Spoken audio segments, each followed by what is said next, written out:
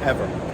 A part will wear out here and there, but it's so infrequently and they're so inexpensive to fix and so easy to fix that they run for decades. There's companies that use the same trike literally 40, 50 years, you know? So, and they're built to handle that. They're not disposable trikes. Like, you go online, you can get a disposable $400, $500 trike and it'll run for a little while, but it's not going to last forever. There's no way.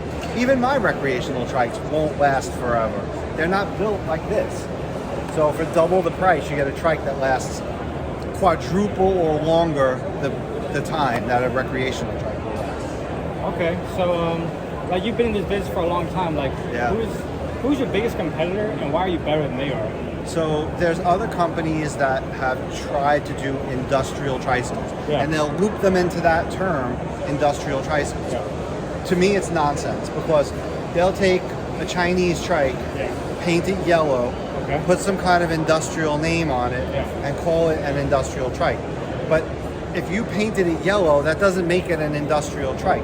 What backs up the fact that it's industrial? Using the same size axle as a recreational, same spokes, same chain, same frame tubing.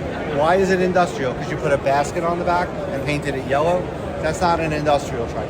This trike is made as an industrial trike. It's not a bicycle converted to a tricycle. And that's what a lot of companies do. They'll take a bicycle frame and bolt a rear to it and call it industrial. I have trikes like that too, but I don't call them industrial. Once you have a two-piece frame, it's not industrial. This is built as a tricycle frame.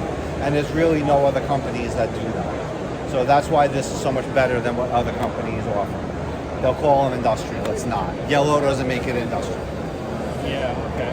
So, like, I think you already talked about this, but just to clarify, like, what, like, the biggest mistakes that people make in your field that, like, you don't make?